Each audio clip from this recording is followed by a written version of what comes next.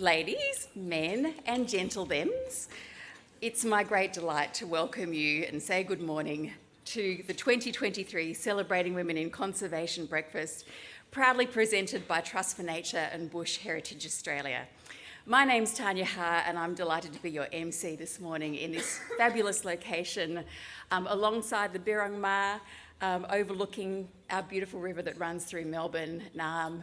It really is a delight to see you all face to face again, our second year that we've been able to meet in person since going online for COVID, and it really is a wonderful opportunity to celebrate women in conservation in person together. I'd like to acknowledge the Wurundjeri people who are the traditional custodians upon whose land this event is taking place. I would also like to pay respect to elders, both past and present, of the Kulin Nation and extend that respect to other Indigenous Australians who are here with us today and also those who are joining us online. We recognise that the remarkable Australian environment we strive to conserve is on stolen land. This morning we're gathering to celebrate the important role that women and people who identify as women play in protecting our incredibly beautiful natural world. To begin with, I'd like to introduce Wurundjeri Elder Uncle Tony Garvey to perform a welcome to country.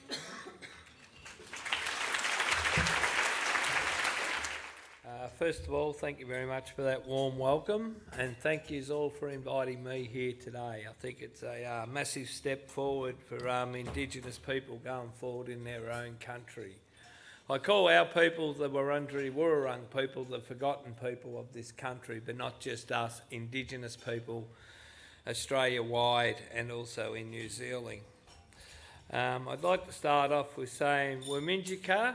Wurminjika in the Wurundjeri Wurrung language means welcome. So welcome to all Indigenous and non-Indigenous people here today.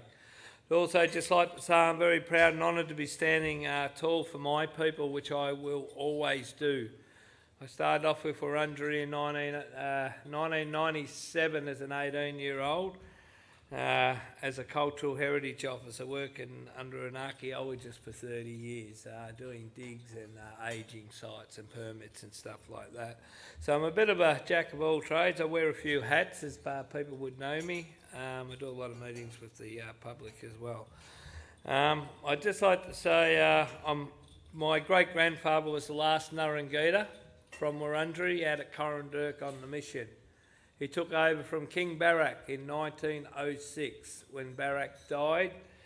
He was our fearless leader that took on the government for land rights up and down the Burrarung, which you might know as the Yarra, but we call the Yarra the Burrarung in the Wurrung language. So my great-grandfather took over. His name was Robert Wandon. He led our mob from 1906 to 1926 when the mission was closed due to colonisation and being forced out into white society. I live on the mission today. The mission was given back to us in 1985. I live on the mission with my family today. It's a bit more modernised these days, as you would expect. The Wurundjeri people, they are also a part of the Kulin Nation. So Kulin means man. In the Kulin Nation, we had the 5 language groups. We had the Wadawurrung to the west, the Coorong, who were the westerly neighbours to the Wadawurrung, Tanarong to the northeast, Bunurong to the southwest, and the Wurrung of the Wurundjeri territory that we stand on here today. The Wurundjeri lies within the cities of Melbourne, extend from the mountains of the Great Dividing Range, south of the Yarra River, west to the Werribee River, and east to Mount Baw Baw. The Wurundjeri people, they had a social totem. It's Bunjil the eagle. Bunjil represented spiritual powers throughout many parts of Australia. Bunjil taught all the laws about life, behaviour and ceremonies to make sure that our culture would continue for all walks of life throughout Australia. So Bunjil was referred to as the creator of mankind. Bunjil created great people from the land. That is why we call the land our mother, or the mother of creation. Never can the land be taken away. The land will always belong to Aboriginal people, as we are part of the land and the land is part of us. Our story is similar to the European people. Theirs is by their chosen faith, ours is by the dream time. We both have creators and beliefs, and ours is Bunjil. It is a traditional custom of the Australian Aboriginal communities to be asked and to give permission for people to enter their lands. And today you'll now join with me to honour the spirits of my ancestors, past, present and merging, who have nurtured this land for over 60,000 years. And we, as the owners of the lands, offer our heartily welcome to the land and hope that together as citizens of this beautiful country, we can build, develop and unite stronger nations for all peoples. I'll close in my Wurrung language, which is Wamidjika, Wandun, Wurundjeri, Balakyim and Kumbibik, which means you're most welcome to the lands of the Wurundjeri people. Just before we get that big round of applause that I'm expecting, let's just slow it down a bit. I just want to talk to you about a couple of issues we've got on the table now. And changing the date's a very important thing for us, and we need support from all around Australia. All Indigenous people, we're all on the same page with this one. But we really do need to turn what we call Invasion Day into a sorry day. It's a very sad story what happened on that day.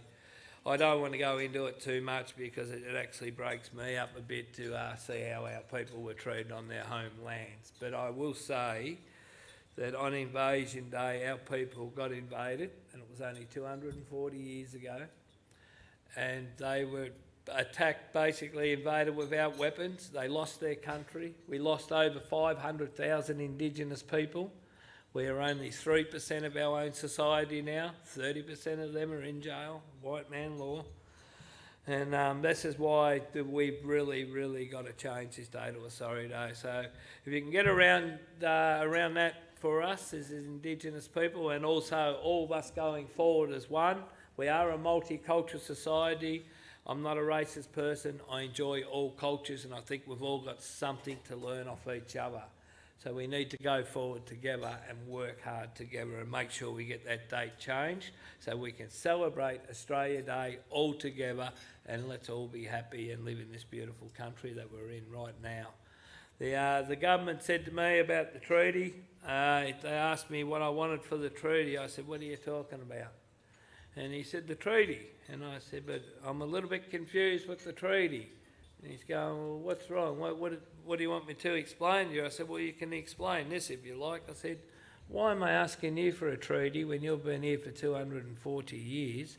And I said, my family's been here for over 60,000 years and I'm asking you for a treaty? Don't you think that's a little bit backwards? And, they make me laugh, seriously. They live in this false world, they don't think we exist. But I'm here to tell you we do. That's hats in Parliament's probably another one. Just the yes vote. The yes vote's very important for Indigenous people. Look, it's the same sort of thing as what I just spoke about then. Why are we asking the European people, why should they decide whether we have a vote or a say on our own country when our people have been here for 60,000 plus years? The oldest living culture on the earth, and here we are still asking people whether we can have a say. What a joke. I say the world's corrupt, I say Australia's corrupt, and I mean that, and I say that. One more before I get off the floor. I know you're busy, but I hope there's no judges in the room because, I give them a serve the other week. I did a welcome for 60 judges in Melbourne. And I said to them, I said, Australia's corrupt. And they said, what do you mean by that? I said, well, if you can answer the question that I'm about to give you, I said, then we'll have a talk. I said, otherwise it's corrupt. And he goes, what do you mean? I said, all right. Then I said, well, who writes the law? And they said, the government do, the Commonwealth. And I said, yeah, that's right, the Commonwealth write the law. I said, who breaks the law? And they said, oh, everyone. I said, yeah, the Commonwealth that wrote the law. I said, because the reason why I say that is, and the reason why I say it's corrupt is, they've got no right to be charging anyone tax, nothing, rates, nothing. They're living on stolen land and they're making money off stolen country. If anyone wants to know the truth of this country, well, that's the truth. and it only happened 4 generations ago. So I just want to know our people as the traditional owners and respect all Indigenous and European people in this country. So we all want to walk the same line. So thank you very much for having me here today. If we can all just say yes to the yes vote and get us in the door, well, we've got half a chance. Thank you very much. Thank you, Uncle Tony. That was really thought-provoking, and love it that you speak from the heart. So, yes to the yes vote, and I love your vision for an Australia Day that we can all celebrate. So I think, yeah, that's... Yes. For those who didn't hear that, no good shooting with a bent barrel. Very true. Yes, pearls of wisdom. Look, I wanted to, before I jump in, I'll just jump in. I wanted to make a special mention to, I can see some beautiful faces in the room, but there are also other beautiful faces that aren't in the room. I wanted to make special mention and greeting to, I can see some cameras there, so I'm going to look straight at you and wave. Everyone, turn around, look at the cameras, wave, and say hello to the online guests and groups that are joining us. And there's a number of different satellite events and external events that are streaming the Celebrating Women in Conservation breakfast to their local audiences so that they can join us from their communities and also, have those networking opportunities, without the travel time. And I've heard a rumour that between, say, here and the Surf Coast and the Otways, there's something happening, something to do with aeroplanes. So if you hear some really loud noises, you'll know why. Okay, so this year there are going to be ample networking opportunities. So we'll be serving breakfast on grazing platters during 2 breaks during the morning. So it's a little bit different for those who've been here in past years. Also, if you'd like to stick around after the formalities, which are set to end at 10, there's an optional half hour of networking at the end. Now, you'll see on your tables that there's, I'm already dropping my bits and bobs, there's a little event program. And on the back of the event program, there's a QR code, and everyone knows how to use QR codes these days. Go back 5 years, we didn't, but now we do.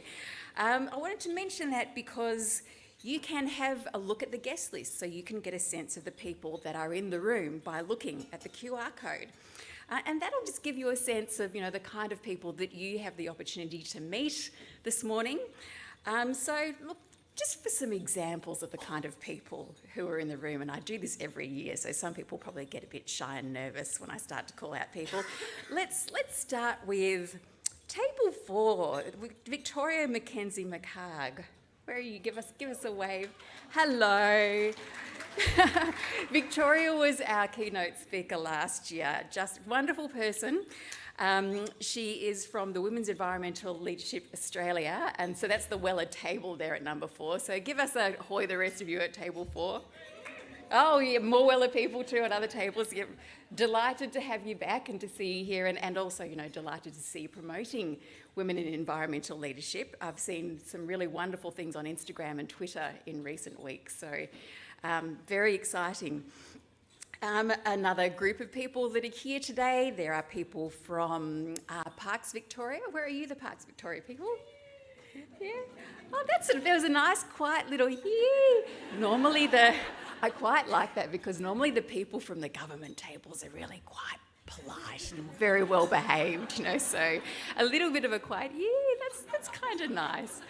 But look, I always like to recognise the people from Parks because at this time of year, your visitation's quite high and you're probably quite exhausted, so, celebrate the work that you do.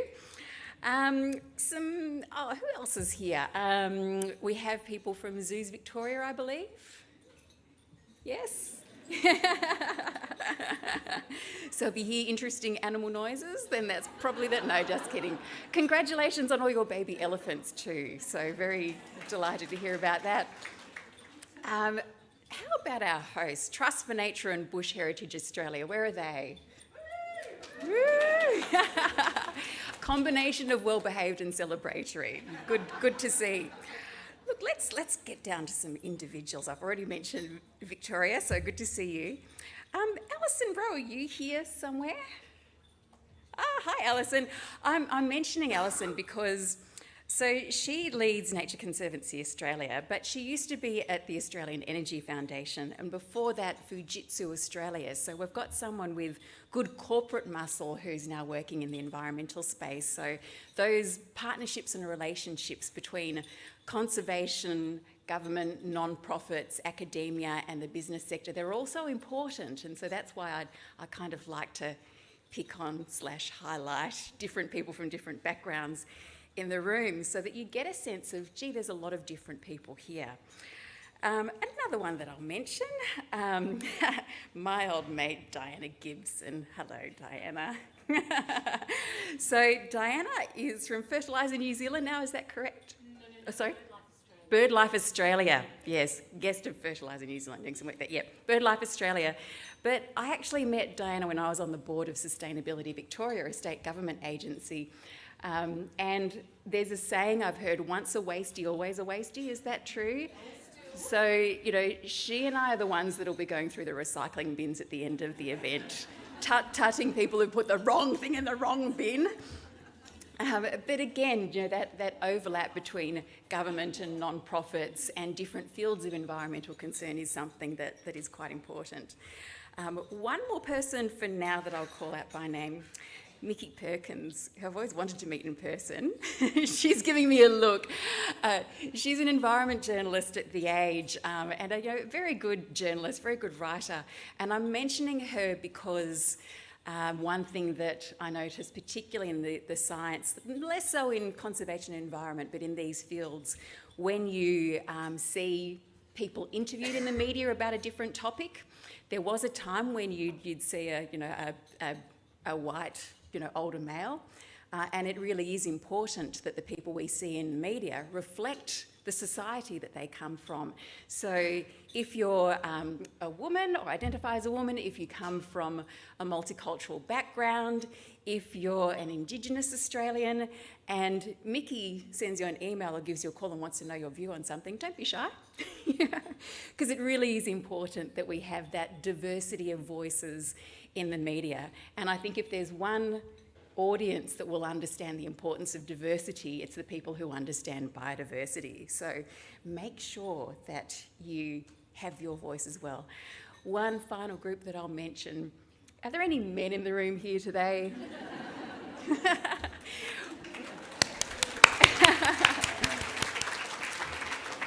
Welcome, we're delighted to have you here. I think that, that to have everyone celebrating women in conservation is something that's very important. The Male Champions of Change program has been something that's been quite powerful in men speaking to other men about the importance of gender equity and inclusion and diversity. So, I tip my hat to you. Thank you for being here with us today.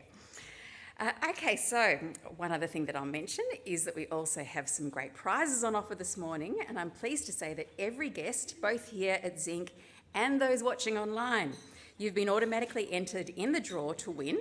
We will randomly draw our winners at the conclusion of the event, so make sure you stick around until 10 a.m. Now, this year's prizes include a Surrender Spa package at Indota Spa, so very nice. Another prize, a 2-night stay at DULC or Dulka Nature Retreat Cabins in Halls Gap at the Grampians. So I like the sound of that. I like the sound of all of these actually. And also a 2-night stay at Ecopia Retreat on Kangaroo Island in South Australia. So a wonderful lot of, an absolutely delightful list of potential prizes.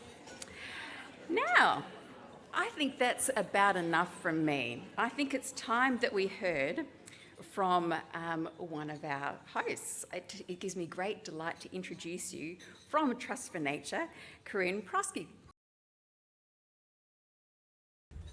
Good morning all, and thank you for the welcome.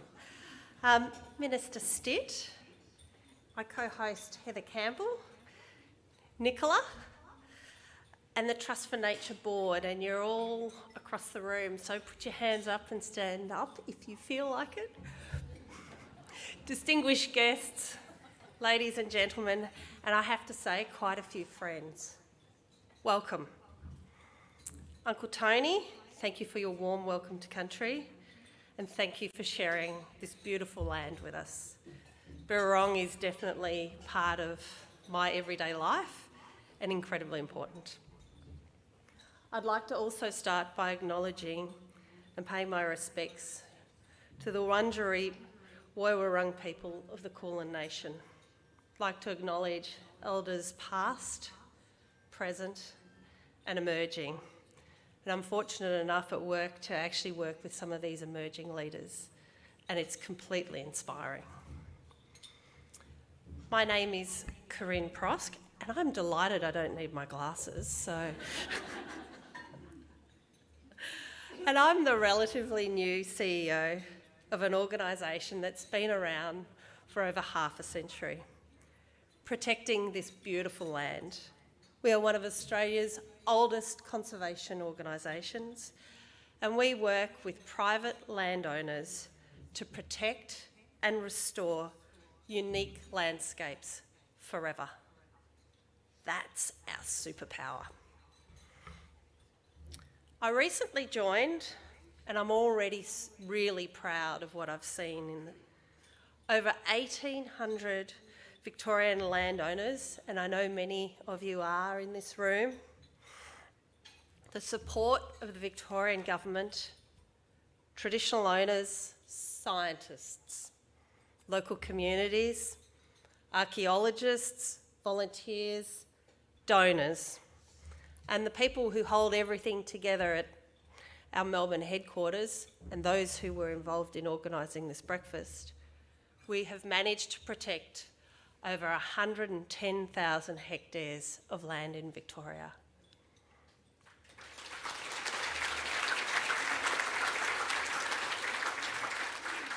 It's the best kept secret. It's the best practice example of authentic connection, true collaboration, and outcomes, positive outcomes for all of us. When I was a young girl, I had an animal thing. I still do. I have 2 dogs now. But I collected frogs, skinks. I had a baby blue-tongued lizard called Felix, budgies and finches. And that was only half of it. My parents had to deal with this because they kept getting lost under the fridge. My dream back then was to become a park ranger. So if I had to go back in time now and speak to my substantially younger self, I would say, just wait and see what will come. And one day you'll land that dream job. And guess what? It's even better than a park ranger. You'll meet passionate people every day, people with deep knowledge, making a difference to our land. You will travel to remote locations. You will hear the elusive stories of the phascogale and the beautiful golden sun moth. And in turn, you know what you have to give back? You'll have to put together corporate plans, lead teams, develop IT systems. But this time you are protecting plants, animals and habitats and beautiful landscapes. Trust for nature has entered into a new era, and I am excited to be here at this point in time. I'm also delighted to be here at my first Women in Conservation event. Research and real-life examples show that women possess unique knowledge and experience, particularly at a local level. Their inclusion in decision-making processes is critical to effective climate change. International Women's Day is about pausing, reflecting on equality and how women are represented in our community.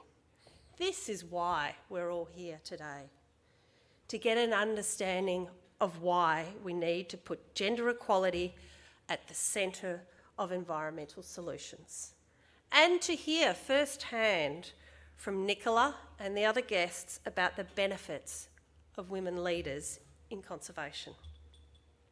My part of the job is to figure out the how.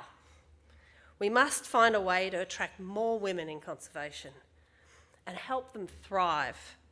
We need to crack the code and figure out how to weave Western science and traditional cultural practices into the way we manage country in the future. And this needs to implement STEM and empower women. Now, I don't want to hold you from breakfast, and I also know there's quite a few more speakers, but I just want to finish with the words that Mother Nature has never needed her daughters as much as she does now. So please join me today in celebrating the achievements of women currently in conservation, but also those aspiring to join. If you have a look around the room, you will see enormous talent, knowledge and vision. We have the tools to create a nature-positive future. That's our collective superpower. Thank you all. Thank you, Corinne. So it's your first breakfast with us. First of many. They are so much fun. I think that probably not the only one here who this is one of my favourite events of the year, and even though I have to work, it really is lovely. So you're going to enjoy yourself, even if you have to behave yourself. Now, before I introduce our next honoured speaker, I just wanted to mention that at these kind of events, we don't tell people to turn their phones off. We just ask them to put them on silent, because you'll need them to share pictures and comments on social media.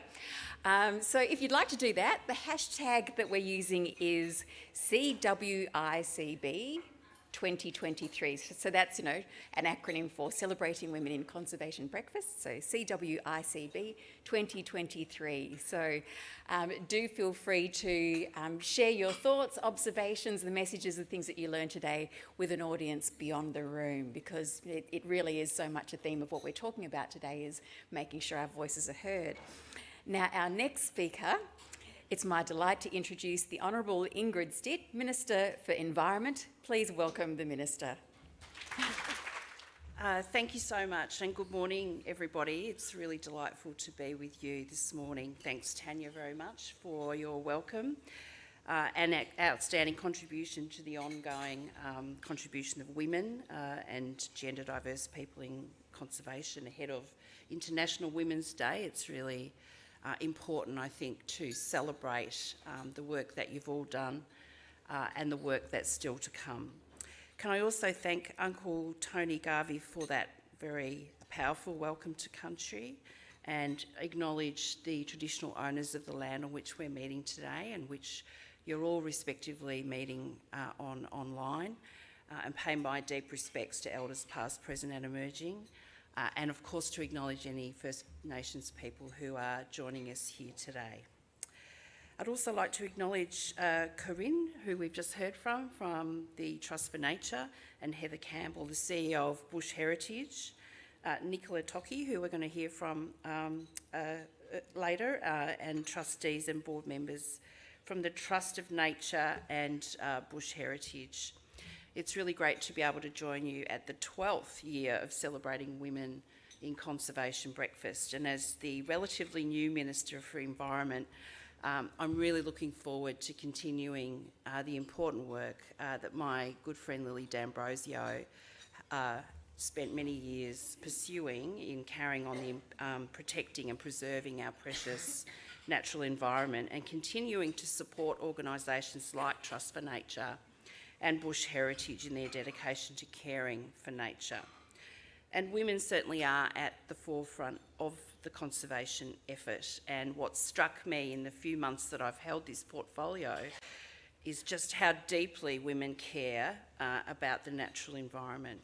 So whether you're working behind the scenes at organisations like Trust for Nature and Bush Heritage, or if you're out in the field volunteering at reserves, supporting conservation through donations, or the landholders who volunteer to protect habitat on their land, women and gender diverse people are making incredible contributions to conservation. And I think in the spirit of calling out individuals, there's been a bit of that already this morning, I'm just going to talk about one of those women, Dr. Barbara Baird, who I believe is with us this morning. So since becoming the minister, I've been told about Dr. Baird's story, and I'd just like to take a minute to share that with you all this morning. So after years of working as an anaesthetist in Norway, Dr. Baird felt it was time for a change. In 1982, she spotted a very sad for sale sign hanging from the corner of a property in the Meredith State Forest. Surrounded by state forest, it was being used by people as a place to shoot and cut firewood. There was no grass, there were rabbits everywhere, a lot of erosion, and almost every tree had been cut down. But Barbara saw its potential and dedicated herself to restoring it, planting trees and protecting wildlife. And in 1991, the Trust for Nature placed a covenant on this land to ensure her hard work would not be wasted. So this covenant means the conservation values of the land will be protected forever, no matter who may own the land in the future.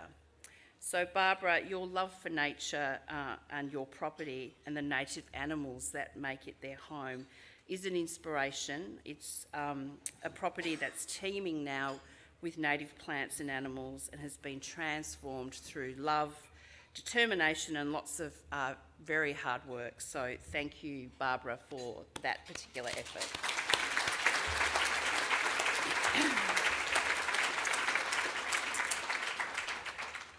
The Andrews Labor government is proud to support this work and is committed to land conservation. And we'll hear today from the Trust for Nature and Bush Heritage, who are leaders in this space, and both are led by women, which is fantastic. Trust for Nature has protected, as we've heard, over 110,000 hectares of Victorian habitat for native species in Victoria over the past 50 years, adding over 2,300 hectares in the past year alone by working with over 40 landholders. Bush Heritage owns over 42 reserves covering more than 1.2 million hectares, and through partnerships manage over 11 million hectares across Australia. Trust for Nature has also announced the transfer of 2 properties to traditional owners, including the 30,000 hectares Ned's Corner Station on Ninte country, recognising the ongoing stewardship of Aboriginal Victorians on country and the conservation benefits of working alongside traditional owners. The Andrews Labor government is committed to building and maintaining our relationships with traditional owners and to develop a deep understanding of their priorities and aspirations for country. It's an exciting time to be in conservation, with a global agreement in place now to protect 1/3 of our land and seas alongside global climate goals. In Victoria, we've protected 17.6% of the state, meeting the previous international targets, but there's now more we can do to play our part in reaching new, ambitious international goals. And conservation on private land is an essential part of this. Trust for Nature and Bush Heritage's work is so important and has shown that there's a huge potential in protecting habitat for wildlife on private land. Both play a vital role in the conservation of biodiversity in Australia, ensuring that the remaining habitat on private land is protected. I'd also like to acknowledge the landowners who make the extraordinary gift of protecting habitat on their land, some of whom are with us this morning. In 2017, the Andrews Labor government released the Biodiversity 2037 plan, Victoria's largest ever long-term investment in the environment. Since we came to government in 2014, we've invested over $560 million into biodiversity, and this is the largest investment by a Victorian government ever. We've created 250,000 hectares of biodiversity protection through over 65,000 hectares of new national parks in the Central West, 96,000 hectares of immediate protection areas, and we've protected 90,000 hectares of old growth forest. But we know that we have so much more to do. In September last year, Minister D'Ambrosio announced that Cassinia Environmental will partner with our government to restore a further 20,000 hectares of private land under our $31 million Bush Bank program. That's over 10,000 MCGs to give it some perspective. The groundbreaking program involves the planting of millions of native trees and shrubs to pull carbon from the air and create healthy habitat for Victorian wildlife. A range of threatened species will benefit from the restored habitat. And Bushbank is the most ambitious restoration program in Victoria's history, and its delivery will continue until 2035. The majority of work is taking place on private land through partnerships with private landowners. Partnering with traditional owners, environmental organisations and community members is essential as we strive to protect our natural environment.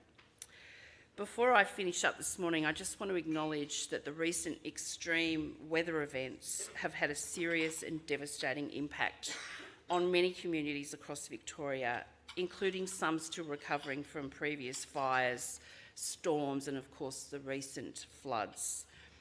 The government is committed to supporting that recovery, but I wanted to thank those who've contributed to the recovery efforts, whether that's been on public land, private land, or in relation to our precious wildlife.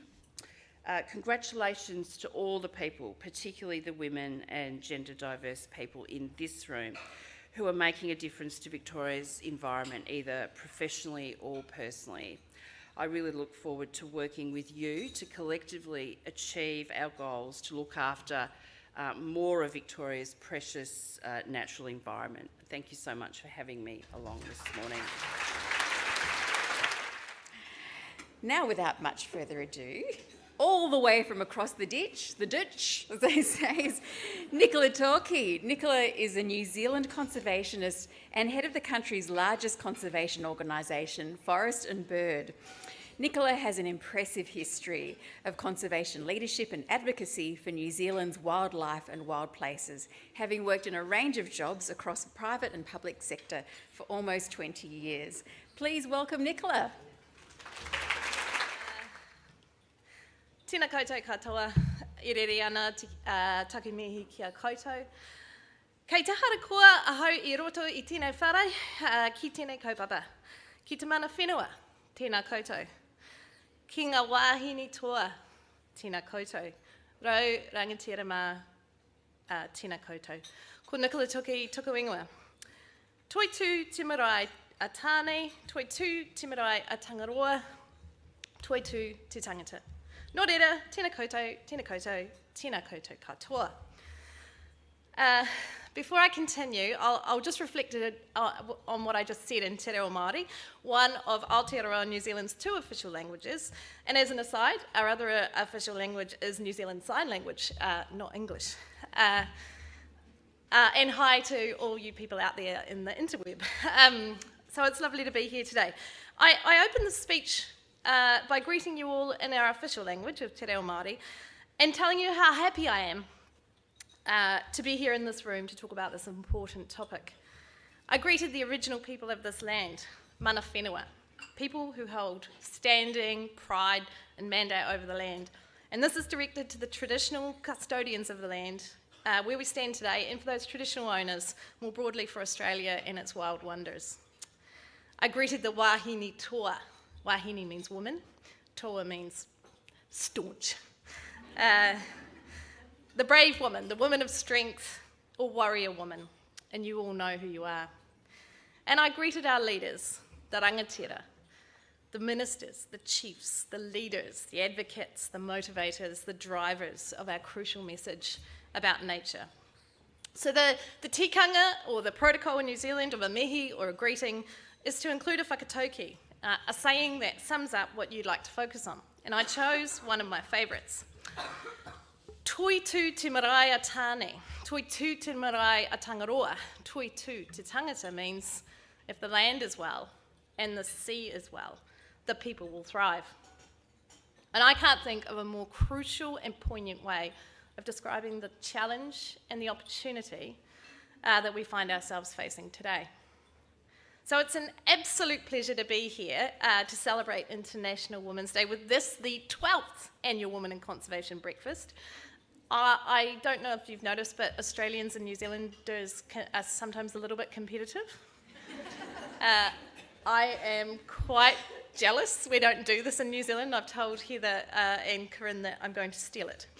And I'll be able to extend the invitation back over the Dutch. So I can't tell you how stoked I was when Megan from Bush Heritage Australia contacted me to ask me to participate in this uniquely Australian, for now, event.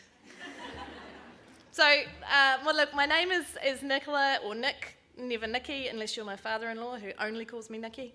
And I'm the Chief Executive of the Royal Forest and Bird Protection Society of New Zealand. Our other name is Te Reo Te Taio, which I think more aptly describes our job. So Te Reo Te Taio means to give nature a voice. So Forest and Bird is the largest and longest serving environmental NGO in New Zealand, and this month we celebrate our 100th birthday.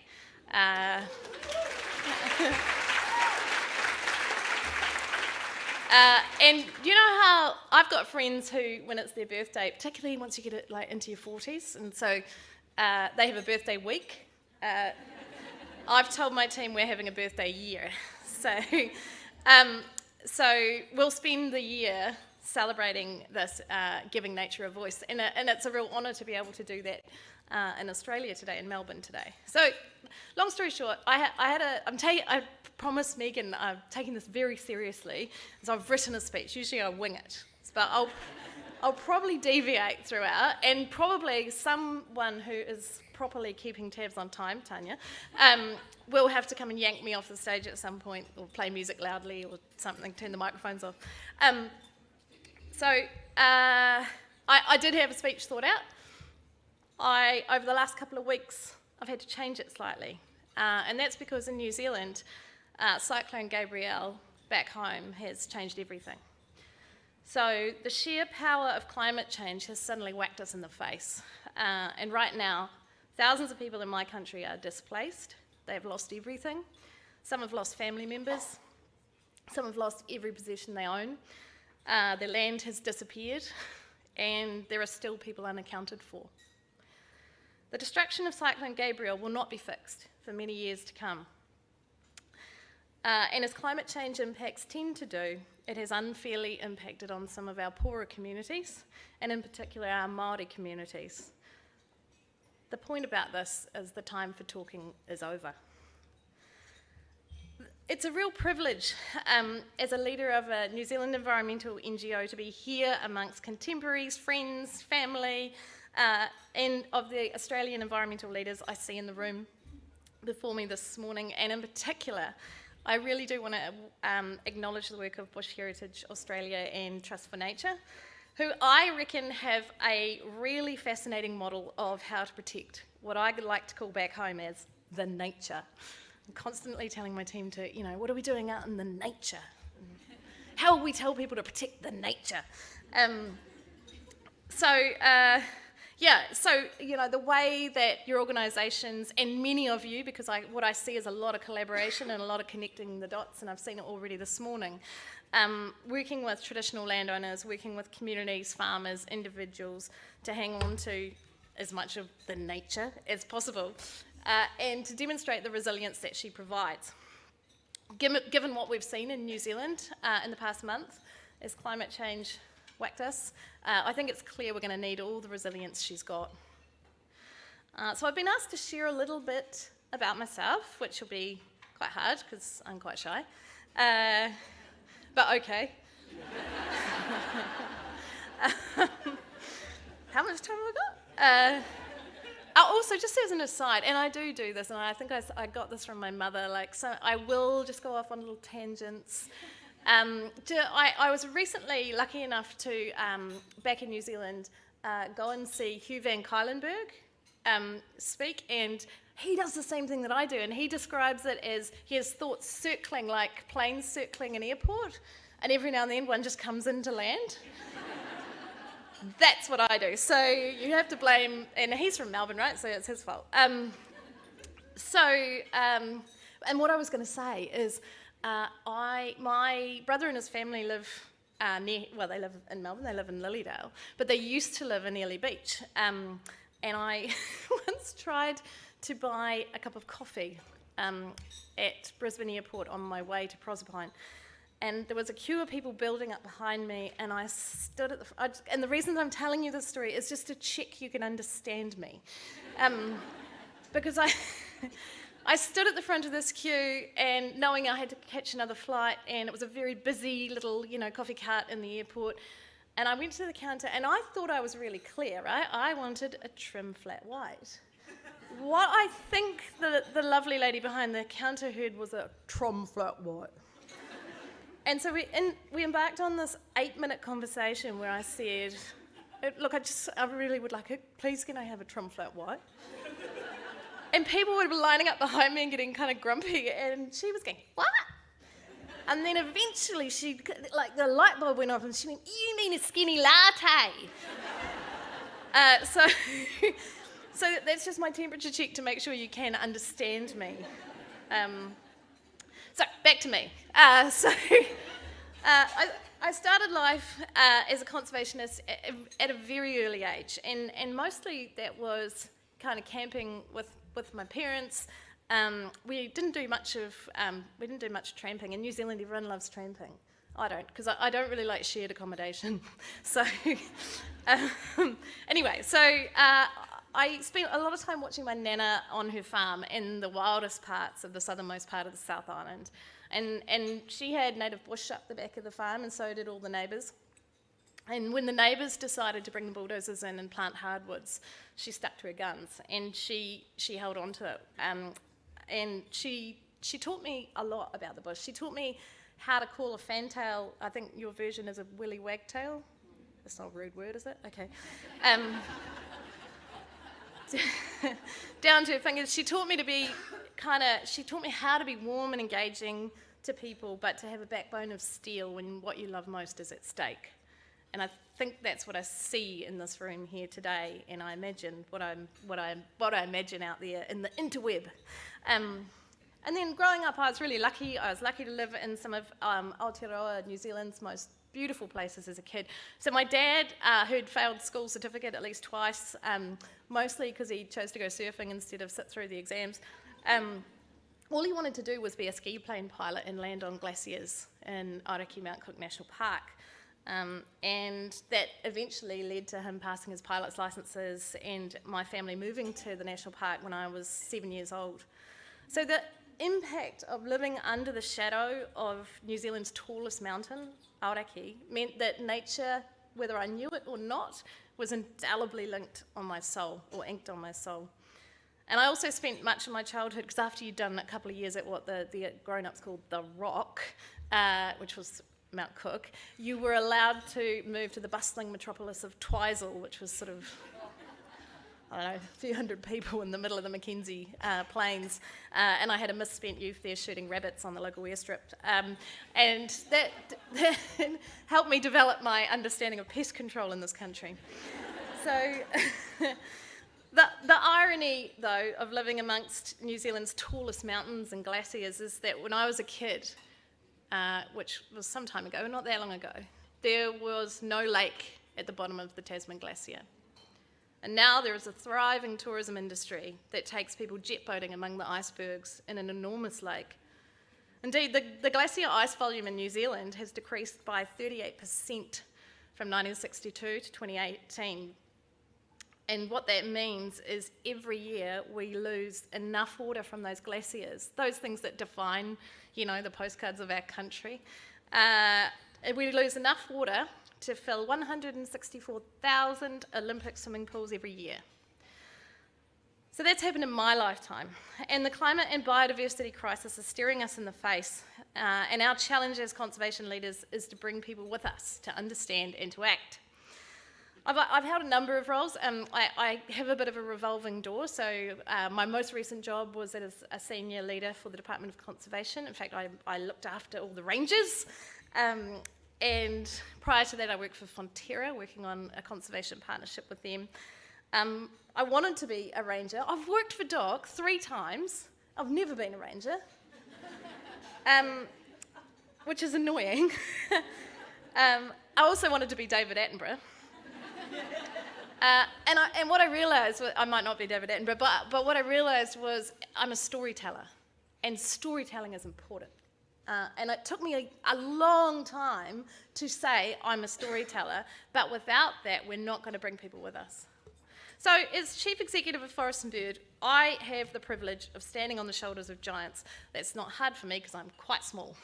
And I've taken the role just as our society turns 100, right? So for 100 years, Forest and Bird, or a few of the people that get grumpy at Forest and Bird, you're known as Twig and Tweet, which is why my Instagram profile is Twig and Tweet Boss. So we've been at the forefront of raising awareness about the nature challenges that we face as a country, and then doing stuff, including in our reserves, in partnership with others, and often by our thousands and thousands of volunteers. So it's a real honour to lead this organisation with such a big history at this crucial time in our world, as we all stare down the barrel of a biodiversity and a climate crisis coming right up against each other. Which brings me to my personal philosophy about storytelling, right? So that's why we're all here. We're weaving stories of nature into the souls of people so that they act. And in Australia and New Zealand, we have a unique opportunity that relates to our national identity. So, to begin, we all know that Australia and New Zealand have unique species and ecosystems found nowhere else on the planet. So New Zealand can simply be described as the land without teeth. So if it has 4 legs and fur, it doesn't belong in New Zealand. And the litany of introduced pests have devastated our unique and ancient wildlife, including, of course, the fattest parrot in the world, the kakapo. Yes, the one that did the bad thing to the presenter's head on the BBC programme. We have frogs with no tadpoles. We have bats that fold up their wings and burrow through the leaf litter on the forest floor. We have weta, you'd call them king crickets, I think, heavier than a song thrush that could fill the palm of your hand.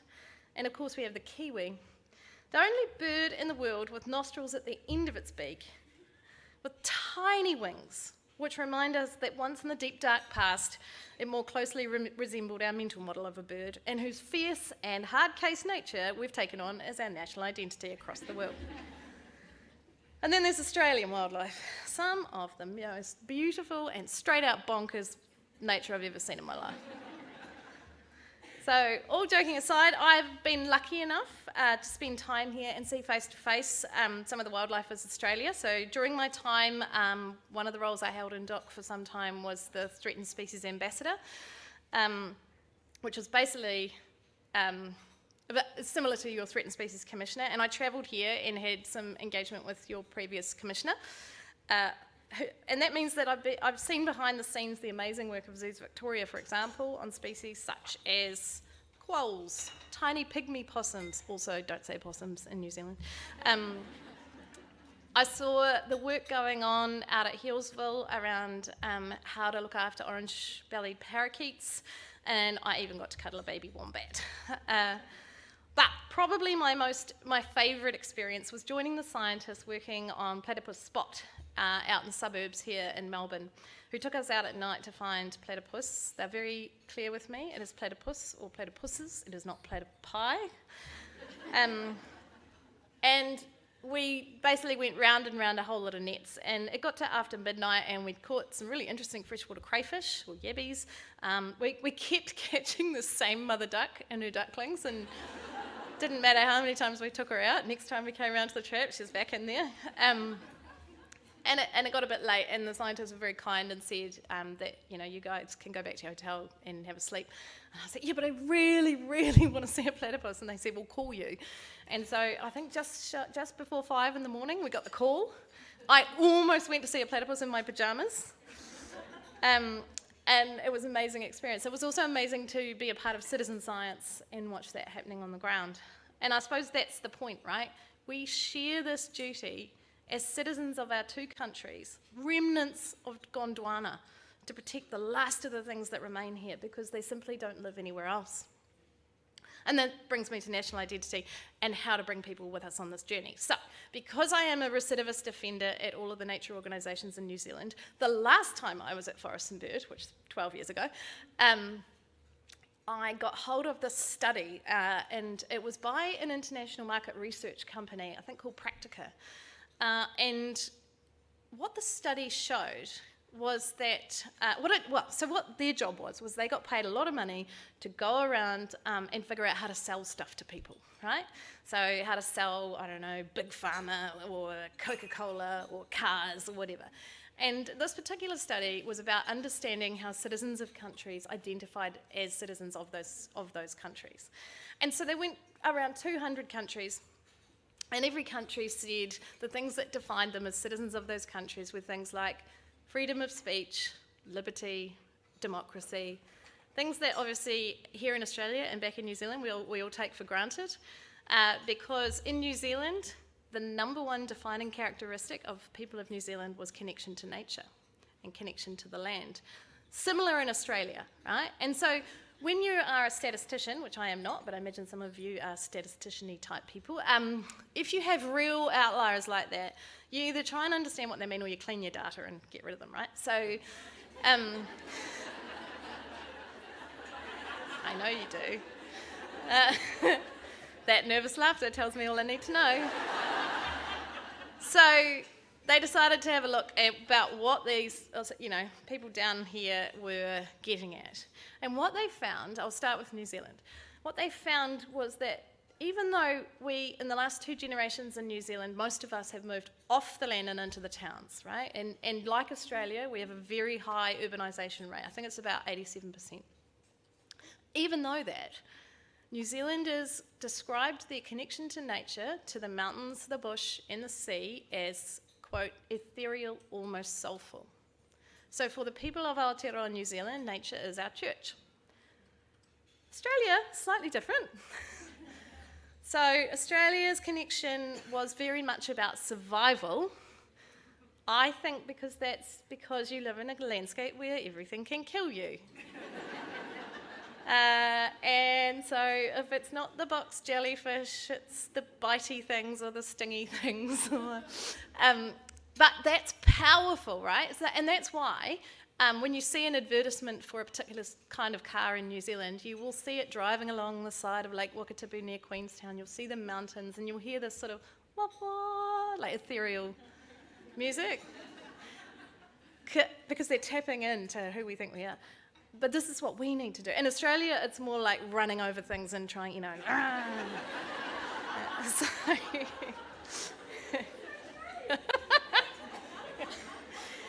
So our natural world in New Zealand and Australia is uniquely placed to connect people with nature, even though 86% of us live in urban, so that's Australia's, by the way, in urban and suburban environments. So this is a gift. This is a gift that as conservation leaders we must capitalise on. So this is about what it means to be Australian, what it means to be from Aotearoa New Zealand. And so the message is that to chip away at the wild places and the wildlife that belongs here and back home is to chip away at the very notion of who we are. And if we build that story, we're more than halfway there. So I've been asked to talk a little bit about my philosophy, my personal philosophy, and it's pretty easy. It is this. My philosophy is about walking a tightrope of hope with apathy on one side and just utter helplessness on the other. And I'll get to that in a minute. So you will notice that I am wearing a necklace. One of my team thought it was a sparrow. It's not. This is a black robin. So I don't know if you know the story of the black robin in New Zealand, but it is a powerful story of hope. So in the 1980s, when I was a kid, and I was just saying to Diana at the table, I used to collect the wildlife cards out of the Weet-Bix boxes.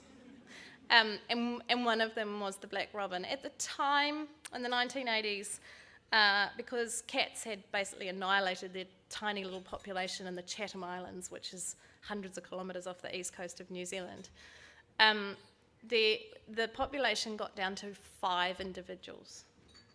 Just 5. This is a species like found nowhere else in the world, like nothing else in the world. And of that 5, just 1 was a female. So her name was Old Blue, and she was relatively old, as black robins go. And she was very creatively named for the blue band on her leg. And Old Blue, and I wanted to tell this story because this is the story, particularly for the women and the supporters of women in this room. She saved her species. She didn't do it alone. So she had the support of the rangers and the scientists and the people who never gave up, right? But that is the point, because I don't know about you, but if I came across a species that had 5 individuals and 1 female left, I would probably sit down on the floor and start crying. And the people involved who were in the wildlife service at the time refused to give up. So the first thing that they noticed was that when there was a storm, so she had laid some eggs, her and her mate, who was also creatively known as Old Yellow. Guess what colour band he had. They had a storm, they lost their eggs, they immediately mated and she laid eggs again. And Don Merton, who was in the wildlife service at the time, went, I know what to do. So she laid the eggs, he took them away. And he gave them, initially, the rangers gave them to another species of bird called a tomtit. And so she laid some more, we gave them away. Laid some more, gave them away, and started building this population. But for a little while, they just built a population of black robins who thought they were tomtits, which was no good when it came to the dating game. So through trial and error, they worked out how to move these things around and eventually tuck the chicks back under the black robins so the black robins could raise the chicks. Now that population stands today at about 200 to 300. They are still in trouble, but they're not out of the woods yet, but they are a lot better off than 1 female and 5 individuals. And so hope means everything, right? Hope drives to action. And what I notice about naturey people, I can say that because I am one, is we tend to do one of 2 things when we're selling nature, right? We either smack people over the head with how bad everything is, and we say, in fact, one of my team said to me recently, but Nicola, the planet is literally burning and we're all going to die. And I said, well, that might be true, but that's probably not going to get us anywhere. So we tend to, because we work so hard, right? Many of us in this room have dedicated our lives to trying to get people to know the things that we know. And it's frustrating and it's heartbreaking to constantly be dealing with just a level of disengagement that means that we watch things potentially slipping through our fingers. But we're not going to win people over by telling them that everything sucks. So the tightrope of hope is this. If you just tell people how bad everything is, which is why I can't read articles about climate change, because I just feel completely disengaged. What do I do about that? How do I engage with that? I don't know. So I sit in the wardrobe and pull my duvet over my head. Sorry, doona. But the other thing I've seen is we go out and we say, isn't nature nice? Isn't this species cute? I did it. I cuddled a wombat. But how do people engage with that? So the key to any good story, and just by the by, the secret to my success is I am a Star Wars aficionado. And Star Wars is really good at this. So the key to any good story is to let people know there's something at stake. Black robins are in trouble. There's only 5 left, that's quite bad. But if we do this, or even better, and if we do this, this is the difference we can make. Because people will come with you on that journey. So, tightrope of hope, apathy, nature is nice, look how cute this thing is, everything sucks, we're all going to die. So, when we hold that tension, we bring people with us. And it's not easy, right? We have some major problems facing us right now. New Zealand is often held up as a leader in conservation, and that is true to an extent, right? We've nailed offshore protection from pests. Congrats on Macquarie Island, by the way. I was there when the cats had been eradicated, but the rabbits were still there. So it's really nice to hear that they're gone as well. I could have offered my services given my childhood, but In New Zealand, our entire economy is driven by our natural world. That's a big call, but I 100% am banking that I'm right. So if you are not invested in tourism, if you are not invested in branding the things we sell overseas, everything we do is hinged on people's perception of what New Zealand is. Clean, green New Zealand, 100% pure, but not really. We have the 6th highest emissions per capita.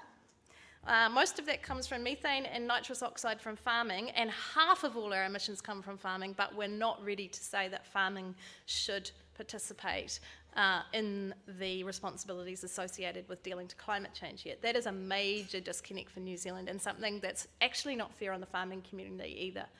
Because sooner or later the reality is going to hit, and every year that we delay is a year we are making it harder for the farmers to be able to adapt and to contribute. Water quality in New Zealand, not flash, and we have created systems that basically mean you can't swim in many of our rivers these days. We love to be number one. We especially love to be number one if Australia is number two. We have the dubious honour of being the number one country for proportion of threatened species per capita. Yay! We have 10% of our wetlands left. In 200 years, we've got rid of 90% of our wetlands. And it is not a political priority, and that is challenging. And one of the things that I do in my role is spend a lot of time trying to convince politicians that investing in nature is the thing that you do in any business, right? You invest in an asset that delivers your return in order to ensure a sustainable income. You don't whittle it down to nothing, cross your fingers and hope for the best. But there is hope. As of the last year, we've had an emissions reduction plan. Forest and Bird was instrumental in writing a chapter, or supporting a chapter on nature-based solutions. We have an adaptation plan, we have a climate emergency budget, we have a thing called Jobs for Nature, we have a new biodiversity strategy, and some key businesses are stepping up. So people are shifting. And every weekend, thousands of people go out and do pest control, planting, restoration, and enjoy and love our plants and animals. And I just want to make a special mention to the youth at this point. I know there are a few youth in the room. I know there's particularly a table over there somewhere. Hello. One of the things that is new to Forest and Bird since I've come in is we have a youth come back in, is we have a youth network. So we have a Kiwi Conservation Club which takes you up until about 14, and you can get out and play in the nature with your friends and some of our team who will support you. But we didn't have anything for the youth, kind of sort of 16 to 24. And I have just employed 2 of the youth network in Forest and Bird because they're just so inspiring. I thought I was going to, when I met them, I was going to go in and tell them all off. But actually, they're lovely people, and they have an energy that I seem to remember I might have had back in the distant past. And so, for example, I don't know if you guys are having one today, but in New Zealand we're having a school strike for climate, which the Forest and Bird Youth Network are leading on behalf of Forest and Bird and my team. I've told them they're allowed to, and their teams are allowed to back out of work early this afternoon so they can go along and support them. And my final point about this, I'm going over time, aren't I, Tanya? Can I keep going? I'm going to. So here's the other thing. One of the things that I think we're really not very good at in conservation land is we're not very good at being fun, right? Conservation is so earnest. And God, we're so boring about it. Like, can we please be fun? And things, words like biodiversity. Like, so I really want to encourage us all to be fun and funny, but if you're not funny, don't be funny. It's not nice. And I've had some examples of that, and I'll just quickly touch on them before I get thrown off. So 8 years ago, when I took on the role of Threatened Species Ambassador for the Department of Conservation, I got a call to appear on national radio, which Radio New Zealand, which is our big radio station, public radio station, to talk about why we were losing corporate sponsorships. We'd lost a couple. And while I was being interviewed by this man I'd never heard of before, I heard myself say things like, well, the challenge with leveraging synergies and and I realised he was bored, which meant everyone listening must have been bored. I was bored, and I like to think of myself as quite interesting. So, which is why I'm not getting off the stage. So I said, you know what, Jessie? The trouble is this. Everyone wants to sponsor a bloomin' K-bird in New Zealand. Everyone wants to sponsor a kakapo or a kiwi or a kaka. And no one cares about Smeagol the gravel maggot, which was a species I just found out about from the marine scientists the week before, which is a tiny, air-breathing nudibranch that lives in the spaces between the gravel on south coast Wellington beaches, and it's about the size of my fingernail and looks like a bogey. Now, what's really interesting, and I put down the phone and I thought, I've ruined it. And the phone rang and it was this producer, and she said, can you come on every week? So every week for 8 years, I have gone on national radio and talked, and we have a session called Critter of the Week. We have covered everything from dog vomit slime mould to dead man's fingers tree fungus. And people love it. Like, it's become so every year we produce T-shirts and we raise money for conservation, work on the ground. We had bake a critter one year. We had knit a critter, where hundreds and hundreds of people knitted their favourite critter. One woman made a freshwater crayfish hat.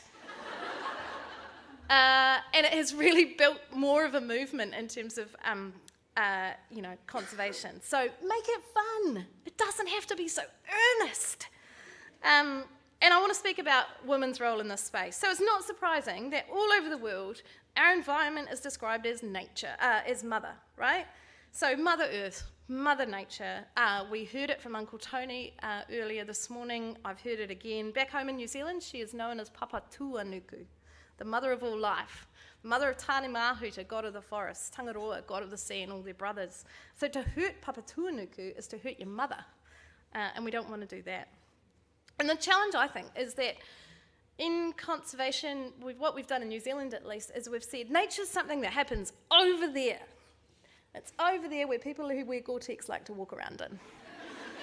And we haven't kind of connected people with nature here, and that we are part of it, right? And so for the women out there who have children, and the dads, for everyone who has children, let them explore their backyards, parks, beaches, and ask what bug is this, usually just before they stick it in their mouth. Just a disclaimer, in New Zealand nothing's poisonous, so it's okay to do that in New Zealand. It might not be okay to do that here.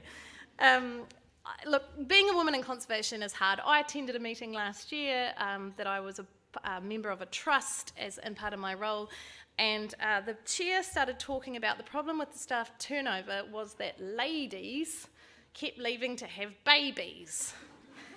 And I have this constant internal monologue going on, and depending on your generation, it's either Reginald Perrin or Ally McBeal, and it was my first meeting, and I heard myself say, don't say anything, it's your first meeting, you don't need to say anything, you know.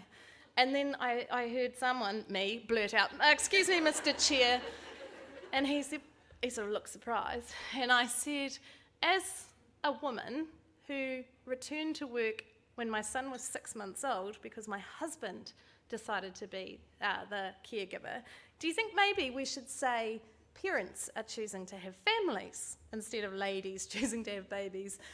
And then they all just looked at me like, why is this lady talking? The other thing that comes up a lot is, emotive.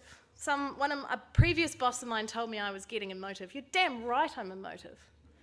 Of course I'm emotive. I'm emotional as hell about what's going on here, and we shouldn't have to put that in a box. That's I heard Corinne talking about superpowers. That's our superpower. Bloody oath I'm emotive. My son's future's at stake. So use it. Don't hide it. Tanya, at this point in the proceedings, I'll ask how much longer I'm allowed to talk for. Very little. Okay. She did that so beautifully. I can talk about predator-free New Zealand until the cows come home. I'm happy to do that in networking. What I would say is that the gift in New Zealand with predator-free is the four legs and furry things are easy for all of us to come together about. So I don't have the same kind of, we would say raru in Māori, tension with the farming community about predator-free that I do about water, for example, because they want to get rid of the predators as well. And I'm happy to discuss that over the breaks. I will finish by talking about partnering with Māori. So I took the job very deliberately a year ago because I genuinely believe that in New Zealand we're having a conversation with ourselves about who we are as a nation. It's like we just woke up and went, geez, it's not 1955 anymore. And if that's the case, who are we? And what does that mean? And what does the treaty or te tiriti mean in a New Zealand modern context? And so I wanted to be part of that conversation, and I wanted Forest and Bird to be at the table. But to be at the table, we have to represent the people of New Zealand. My son is a direct descendant of Patawane, who, with his brother, Tamati Wakaneni, rallied iwi up north to sign the treaty. The treaty was actually about getting the British subjects to behave, because they weren't, and Māori couldn't control them, so they asked the Queen to try and help them out. The treaty is a challenging space to work in, but it is a very powerful thing. It is enshrined in our law, and it is unique to our country, and it is still evolving in terms of what that means. We have a lot of opportunities to work together as people, and I heard Uncle Tony speak of it earlier. We can only tackle these challenges in front of us by acknowledging our differences and superpowering them to help us achieve positive outcomes for what is looking like a bit of a bleak situation unless we do so. Women in particular have a really important role in Māori society, and in particular women have a role in nurturing relationships, and that's where I think we could all work together. So I will finish with this. My message to you is one of hope and action and fun. Find the light and the humour in these things we're so earnest about, and use that to build people's love of nature into a force for nature. I will finish by using the words of the late Don Merton, who was known across New Zealand as the man who saved the black robin, and he said this: "They are our national monuments. They are our Tower of London, our Arc de Triomphe, our pyramids. We don't have this ancient architecture that we can be proud of and swoon over in wonder, but what we do have is something far, far older than that. No one else has kiwi. No one else has kakapo. They have been around for millions of years, if not thousands of millions of years, and once they're gone forever. And it's up to us to make sure they never die out." Thank you.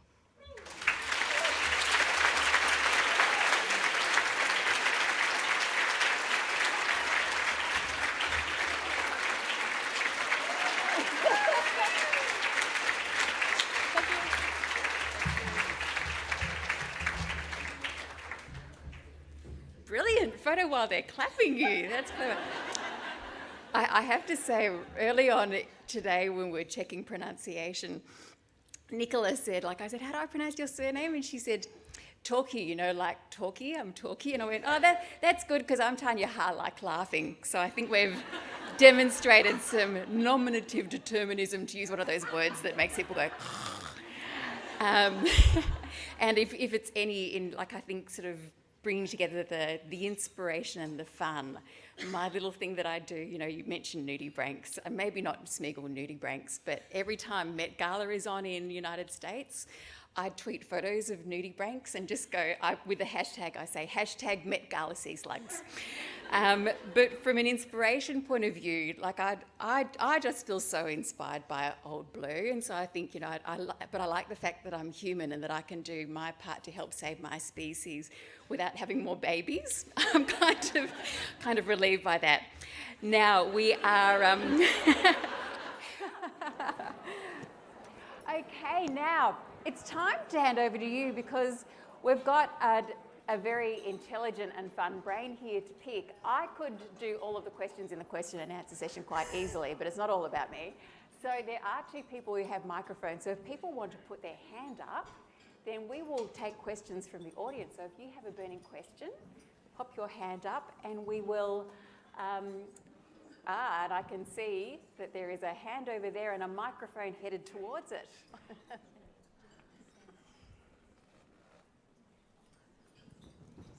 And a reminder too for the online audience that there's the ability to send through questions, and that's why I've got an iPad here on my lap.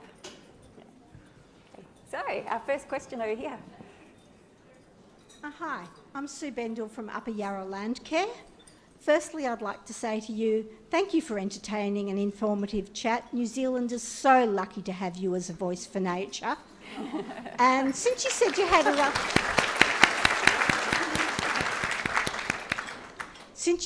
a relative in Lilydale, and your story of Old Blue resonated with me so much, maybe you'll get the opportunity to visit an exhibition that's starting at the Yarra Ranges Museum in Lilydale tomorrow, where for the first time a little helmeted honeyeater who was known as Green but affectionately known as Super Mum, for obvious reasons because she successfully raised so many fledglings, will be on display at a art exhibition showing our faunal emblems, the helmeted honeyeater and the leadbeater possum.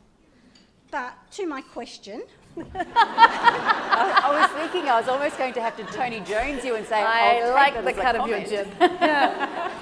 You spoke about restoring nature.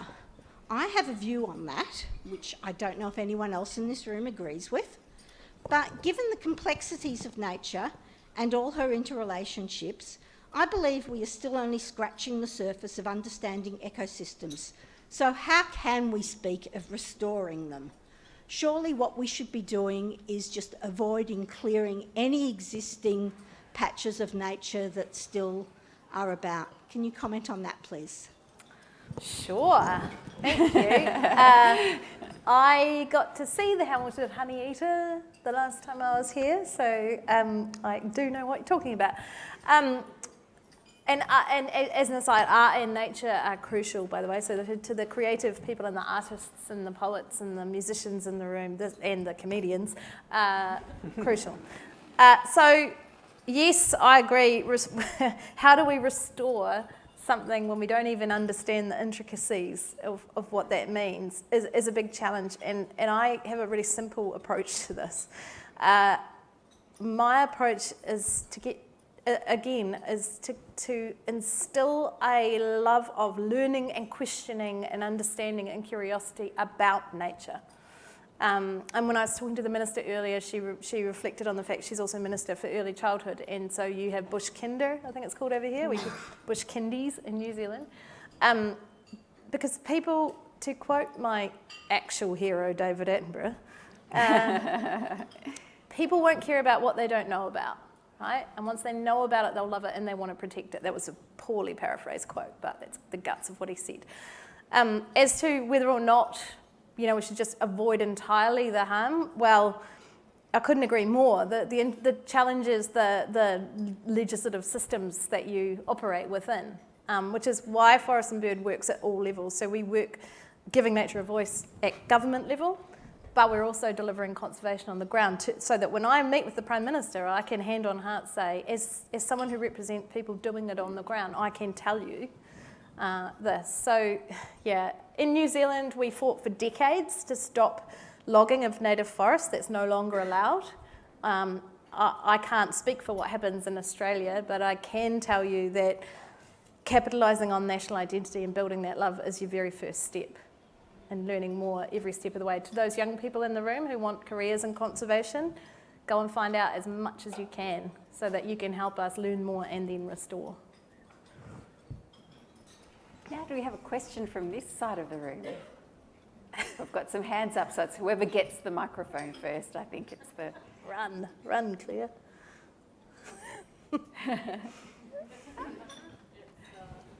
Hello, yes, you can hear me? Hello there, lovely to have you here. Alana Johnson, I'm from the Victorian Women's Trust and previously from the Victorian Catchment Management Council. So I'm really interested in your conversation about connection to nature and its role in our national identity. And one of the issues that I've always felt is that for all the great work that's done, we still struggle all the time for the sort of funding that we need to actually make a difference. And from a political point of view, that's not going to happen until there's voter pressure. Yeah. And to get that, we need people to go to the polling booths with environment stuck on the front of their forehead. So my conversation really is, my interest in your conversation is really around that whole thing of how we galvanise people to think environment when they have the power at our voting polls. I love that question. So, not everybody cares as much about Smeagol the gravel maggot as I do, right? Surprisingly, although, as an aside, people who love nudibranchs really love nudibranchs. It's like a cult. Met Galaxy's like. Yeah. So one of the things that in fact, last weekend I was at the Blue Greens Forum, which is the National Party, which I think is equivalent to your Conservative, well, whatever, I can't figure out all the parties. Not the Labour Party, the other one. And both our major parties have demonstrated that a lack of prioritisation of conservation, for example, whereby either the minister or the spokesperson, the minister is currently out of cabinet, even though a third of New Zealand's land is administered as public conservation land. And for the others, the National Party, they have given the portfolio to someone who's just about underground. They're so far down the list. One of the conversations that I'm trying to have both in public and with the government officials is if you treat nature as an investment, not a cost, then you will guarantee prosperity from a health perspective, from a clean water perspective, from a catchment protection perspective, from a community perspective. Not to mention, if, for example, New Zealand somehow moved to bring our public conservation land into the emissions trading scheme, Forrestenberg calculated through a piece of research last year that if we reduced deer and pigs and goats and possums, thanks guys, down to negligible levels, it would contribute 15% of our emissions reductions per annum. So if you are talking to people who don't necessarily focus on the nature but are interested in the financial return, or the reduction in hospital bed nights because mental and physical health has improved. We all know that. The research plays it out every day. Tell that story. So it's about knowing your audience. If you're talking to the bankers, tell the investment story. If you're talking to the kids, tell the story about the bugs, but definitely know your audience and push hard that investment on assets demonstrates a return. I can't help myself, so I just have to add to that. And just to remind, everyone that democracy does not just happen once every 3 years at a federal level, every 4 years at a state level, whatever the equivalent is in New Zealand, is that you can always write to your local member. Don't let me tell you who to be or how to be, but I often try not to be one of the crazy ones. They take you more seriously if you're not twitching and being too shouty and angry, and if you give positive, practical solutions and also involve them like that. The easy wins of involving people in potentially successful conservation efforts that they've physically planted the trees or that sort of thing. Then that can be quite powerful. And I might just add, 2 years ago, our breakfast that was done online because of COVID. We finished with the Women's Trust Love and Justice song, and it was, thank you for that.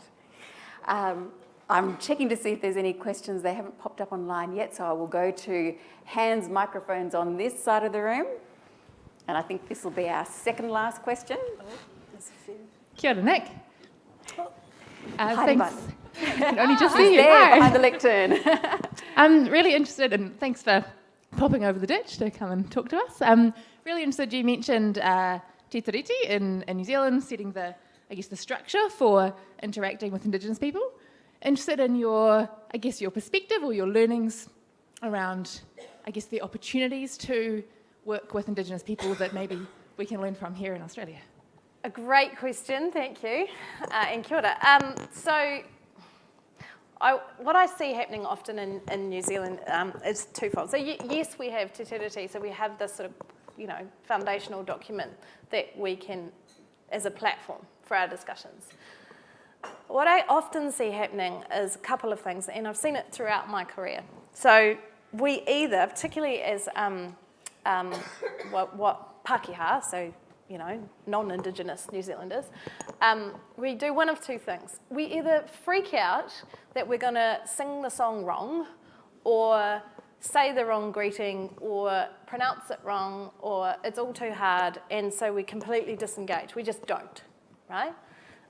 Or we feel so bad about the impacts of colonisation that have occurred for Māori people in New Zealand over the last 200 years. And the stats are the same, right? And we heard Uncle Tony talking about proportion of Indigenous Australians in jail. It's very similar in New Zealand. There's no longer any question that colonisation has destroyed generations of Indigenous people. But we tend to feel bad about it, right? And so because we feel so bad, we don't want to engage because we feel awful. And that doesn't help either. So my kind of response to my team, particularly the teams I've had in the past, is for Māori culture, engaging with people is about engaging at place, right? So go and get to know your local people and get to know them not just in a, I need you to sign a thing or you need me to sign a thing. Like genuinely get to know with them. In Māori they call it kaputi politics. Go and have a cup of tea. Go down to the equivalent in New Zealand, we have local marae, and because in the end it's just about relationships. And so you don't have to feel bad. We weren't there when it happened, but we do have the responsibility and the opportunity to get to know each other and work together and not have to know about the baggage and own it, whichever side of the baggage you belong to. But we don't have to let that be the monkey on our back. We can own it and then work together to move forward. So cup of tea politics is my short answer. Yeah. Excellent, very true. Time for one more question. So we've got a hand there, but I don't know if there's another. So final question. Kia ora. Nicola, Di Marshall from the Victorian National Parks Association. I, like you, am interested in fun and conservation. I'm interested in a memorable time when you had fun, and why was it fun? Ooh, I haven't had enough wine for that conversation. Or any, just to be clear. Fun. Look, to be quite honest, I've seen hundreds of kiwi, for example, and every time I see one, I get the same feeling. I get the same sense of excitement. I once, because the ranger, who was a woman as well, dared me to, I once ate a weta poo, which if you're wondering, tastes like a spinach phyllo without the phyllo. I have been bitten by every kind of creature you can imagine. I once... Is that meant to be fun? But no, but it's funny. Novel, okay, funny, okay. Yeah. Yes. Often have fun with kids. Kids like to have fun. I had a slightly, it wasn't fun, but it was funny. I had a very awkward moment once where I was being filmed making this little story about backyard conservation, and I had these 5-7-year-olds around me, and I was showing them how you make a nature garden, and this is how you make a lizard garden. And I had, I'd been loaned some weta by a friend of mine, right? So they're like king crickets. And I had them in little bamboo tubes, and I shook them out to show the kids. And the males have these really big heads with really big pincy jaws. That's the technical science name. And it got me just right on the inside of my wrist, and it drew blood. And what I didn't want, though, was for the kids to freak out and not like nature. So the kids are going, it's biting you, it's biting you. And I was going, no, it's fine. And all I really wanted to do was go, but I didn't. One of the things that I have done that's fun, in the last year, I've been making a wildlife series for Warner Brothers with a comedian.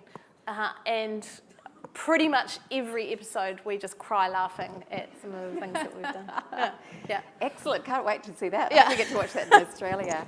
Look, that's unfortunately all the time we've got time for with questions and answers. We do have the networking for the next half hour, so I think you're going to get bombarded. But please join me in thanking our wonderful speaker, Nicola Toki. Now, I'll let Nicola sort of get back to her seat while I invite our next very special person onto the stage to close today's event. And now, Heather Campbell, Bush Heritage CEO, is going to come to the stage for closing events, but I think she needs some music as she walks up. And my suggestion is that we sing her happy birthday. How's this for? How's that? Birthday to you. Happy birthday to you. Happy birthday, dear Heather. Happy birthday to you. Hip hip, hooray! Hip hip, hooray! Hip hip, hooray! Have a microphone. Well, that's the best birthday song I've ever had, and it's a shame my daughter's already left. At least she remembered this morning. My son, yeah, not so. How can I possibly compete with that, Nicola? It is so great to have you there. It's so great to have another Kiwi. Sorry, I'm a tad biased. In the room, and to have that sense of hope and joy and wonder. I'd like to say a huge thank you to all of you. We're all here as partners along that journey of hope and knowing that we can make a difference. To the teams that have been involved with organising it, my Bush Heritage team and the Trust for Nature team, and can you all just wave? Because I know you're scattered all amongst the room here. Please come on, all wave.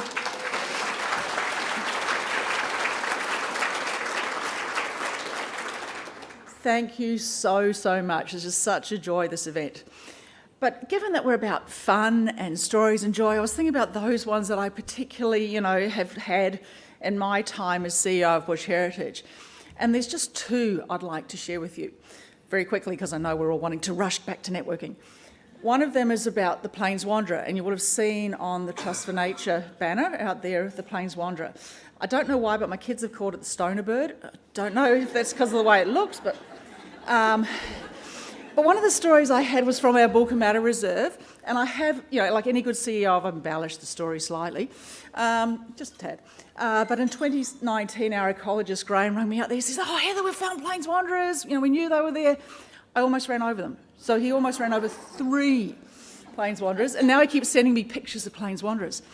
But this year, we've recorded over 100. And it really is that sense of hope that we can make a difference.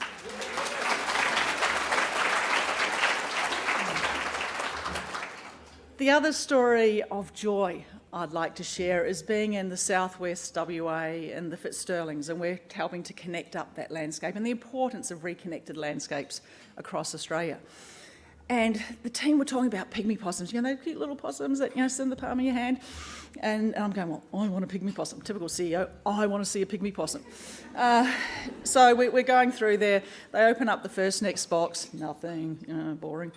They open up the second one, a whole colony of huntsman spiders come out. Now, that is cool. Then the third one, we got the pygmy possum. So, of course, I was enamoured with the spiders. But that sense of joy when the ecologist puts her hand into the box and then she pulls it out and goes, come on, I want my pygmy possum.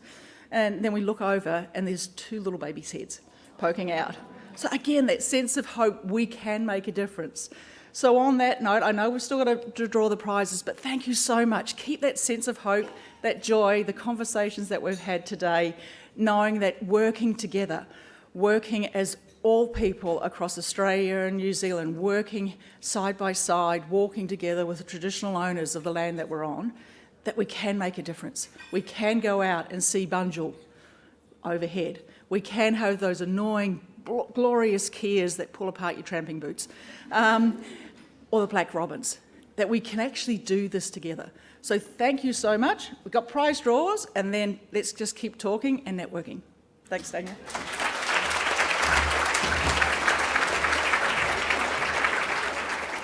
Thank you, Heather. Now, drum roll, prizes. Prize number 1. Yeah, they're very good, aren't they? A Surrender Spa package, including organic relax massage and organic infusion facial at Endota Spa. Congratulations to someone on our online audience, Linda Fulligar, volunteer for Friends of Glenfern Valley Bushlands. Congratulations, Linda. We will find a way to get that to you. Prize number 2, 2 nights accommodation at Dulk Nature Retreat Cabins in Halls Gap at the Grampians, is Shani Blythe at table 35 here. You can come and grab that from me at the end of proceedings, otherwise I'll look after it. And a big thank you to Janine and Chris at Dulk for their generosity. Prize number 3, 2 nights accommodation at Ecopia Retreat on Kangaroo Island in a secluded off-grid luxury villa.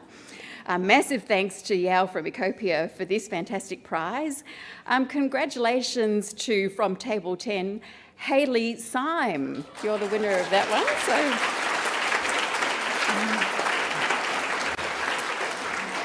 But wait, there's more. Each of the Paper Daisy centrepieces are also prizes. So if you have a coloured sticker on the back of your place card, then you have also won this beautiful native plant. If it belongs to someone who has already left, then I'll leave you to sort that out amongst yourselves. So that draws the morning's formalities to an end, and we thank everyone for their attendance, both in person here and online. A special thank you again to Nicola for your wonderful presentation. That was so much fun and inspirational as well. And while formalities have concluded, we have till 10:30 for additional networking, so please feel free to stick around and get to know each other over a tea or coffee. Thank you again, and we look forward to seeing you next year. See you later. Have a great day.